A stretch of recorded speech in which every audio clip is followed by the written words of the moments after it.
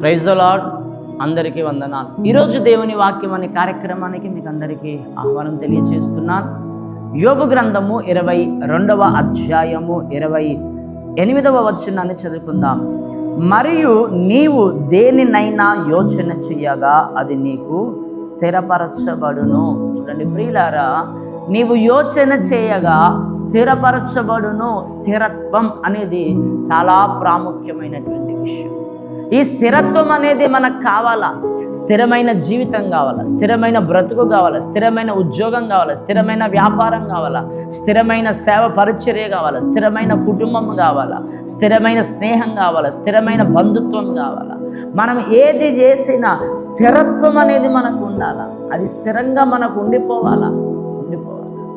ప్రియులారా, నేటి ఉదయకాల సమయంలో ఈ విధముగా చెప్పబడినటువంటి వాటి విషయంలో స్థిరముగా ఉండాలని చెప్పి యోచన చేయగా, ఆలోచన చేయగా అవి నీకు స్థిరపరచబడట్లేదా? నువ్వు అనుకున్నట్లుగా అవి జరగట్లేదా? నేను బాగుండాలి అని అనుకుంటున్నా, ఉండలేకపోతున్నా. నా పిల్లలు బాగుండాలని ఆలోచన చేస్తున్నా, ఉండలేకపోతున్నారా? నా కుటుంబం బాగుండాలని అనుకుంటున్నా, ఉండలేకపోతున్నా. కారణం ఏమిటి? నీవు యోచన చేయగా, మరియు నీవు దేనినైనా యోచన చేయగా అది నీకు స్థిరపరచబడును. దేవుడు అనుమతి నీకు ఇవ్వాలా.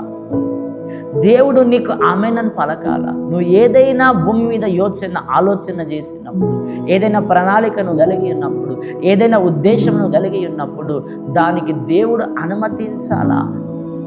నువ్వు వ్యాపారం కోసం చేయి, చదువు కోసం చేయి, ఉద్యోగం కోసం చేయి, దేనికోసమైనా నువ్వు ఆలోచన చెయ్యి. నీ ఆలోచన స్థిరపరిచే దేవుడు, నీ ఆలోచన సఫలపరిచే దేవుడు నీకు ఆమెనని పలకాల. నీ కోరికను సిద్ధింపచేసి నీ ఆలోచన యావత్తు ఆయన సఫలపరచునుగాక, ఆయన ఆమెనని నిన్ను ఆశీర్వదించునుగాక. అలా అనాలి అని అంటే, అలా చెయ్యాలి అని అంటే నువ్వు యోచన చేసేటువంటి వాడివైతే, ఆలోచన చేసేవాడివైతే నీ కుటుంబం కోసం, నీ పిల్లల కోసం, నీ భవిష్యత్తు కోసం, నీ వ్యాపారం కోసం, నీ ఉద్యోగం కోసము, నీ యొక్క స్థితిగతులు బాగుపడటం కోసము, నీ సేవ పరిచర్య, నీ ఆధ్యాత్మికమైన జీవితంలో ఎదిగి ఫలించి అభివృద్ధి పొంది ముందుకు సాగడానికి నువ్వు ఉండాలి అని అంటే, ఆ విధంగా ముందుకు సాగిపోవాలి అంటే మొట్టమొదటిగా ప్రియులారా, నీ యొక్క జీవితంలో అనగా నీ యొక్క బ్రతుకులో పాపం అనేది మొట్టమొదటిగా కనిపించకూడదు దేవునికి.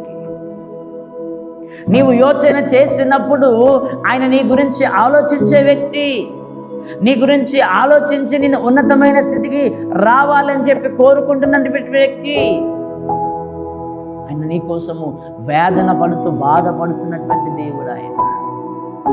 చూడుము, నా పిల్లల్ని పెంచి పెద్ద చేశాను, ప్రయోజకులుగా చేశాను, కానీ నా మాట విననొల్లని వారై ఉన్నారు, నా దగ్గరకు రానొల్లకు ఉన్నారు అని చెప్పి ఆయన వేద పడుతున్నటువంటి విషయాన్ని మనం చూస్తాం, బాధపడుతున్న విషయాన్ని మనం చూస్తాం. మన ప్రియమైనటువంటి వారులారా, నీవు అనుకున్నది జరగాలి అని అంటే, అది అనుకున్నటువంటి నీవు మొట్టమొదటిగా క్రీస్తు స్వరక్తములో కడగబడిన వాడివై ఉండాలా. క్రీస్తు స్వరక్తములో కడగబడి శుద్ధి చేయబడిన వాడివై ఉండాలా.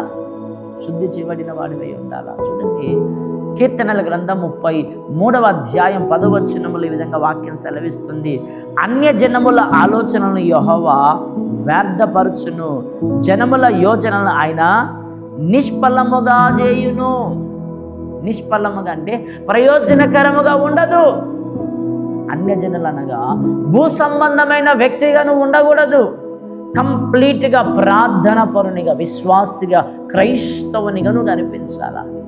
నీలో ఆచారములు ఉండకూడదు. ఇంట్లో ఒక ఆచారము, సంఘంలో ఒక ఆచారము, ఉద్యోగంలో ఒక ఆచారము, వ్యాపారంలో ఒక ఆచారము, ఎక్కడికి పోయినప్పుడు అక్కడ ఊసరిబిల్లిలాగా రంగులు మారుస్తున్నటువంటి జీవితాన్ని మనం జీవించకూడదు. అలా జీవించినప్పుడు నువ్వు క్రైస్తవుడివా అన్యుడివా తెలియదు. నీవు యోచన చేస్తున్నా, మంచి మంచి ఆలోచనలు నీకు ఉన్నాయి, మంచి భవిష్యత్తు కొరకు, మంచిగా సంపాదించడం కొరకు, మంచిగా దేవుల్లో ఉండాలని ఎదగాలి, అన్నీ అలానే ఉన్నాయి.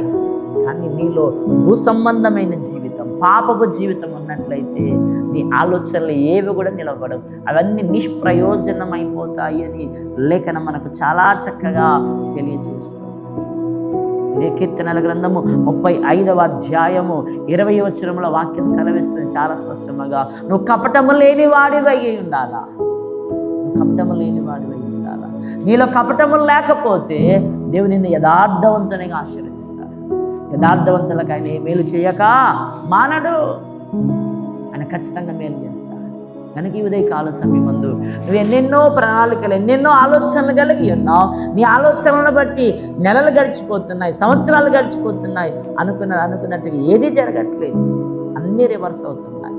కానీ నువ్వు అనుకుంటున్నావు ఏంటంటే, నేను ఎంత మంచిగా ఉన్నా, నేను ఎంత బాగుపడాలనుకున్నా, నాకు అంత రివర్స్ అవుతుంది. ఎందుకు అవుతుంది అంత రివర్స్గా?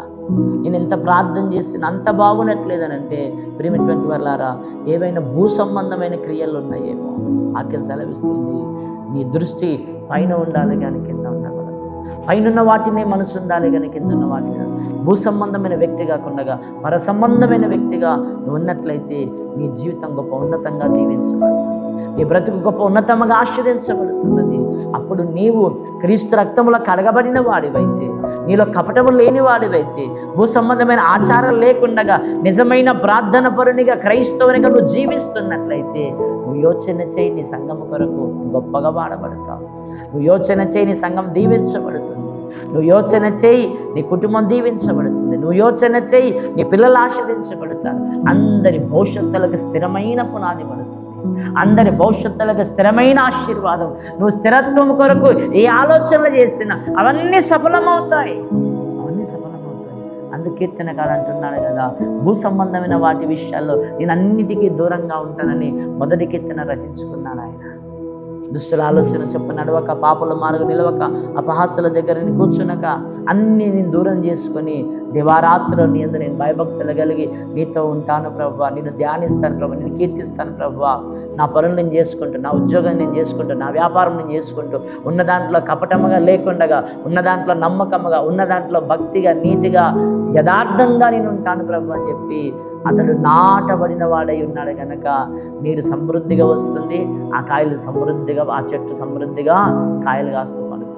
అలా నీవు, నీ పిల్లలు, నీ కుటుంబం, నీ సంఘాన్ని సేవపరిచేంత నిండారుగా దేవుడు దీవించి ఆశ్రయించబడాలంటే మనం ఆ విధంగా దేవునిలో నాటబడిన వారమై ఉండాలా. ఏ లోక ఆచారములు మనల్ని లేకుండా, భూ సంబంధమైన వారి తలంపుల ఆలోచనలు మనల్ని లేకుండా యథార్థంగా ఉండి కపటం లేని జీవితం ఉంటే దేవుడు ఖచ్చితంగా నువ్వు ఆలోచించిన దానికంటే, ఊహించిన దానికంటే అత్యధికంగా ఆయన స్థిరపరుస్తాడు, బలపరుస్తాడు, దైవాశీర్వాదాలు ఇస్తాడు. అటు కృపాత్రియక దేవుడు మనకిచ్చును దాకా. ఆమేన్. ప్రార్థన చేసుకుందాం. పరిశుద్ధులని వందనాలు, స్తోత్రం. నీ మాటలు నాలో, మాలో, అందరిలో ఫలింపజేసి మాకు దీవెనాశ్రయకరంగా, మేలుకరంగా మార్చి మహిమగంత ప్రభావాలు పొందమని దేవుడిని యేసు నామమున వేడుకుంటున్నాము.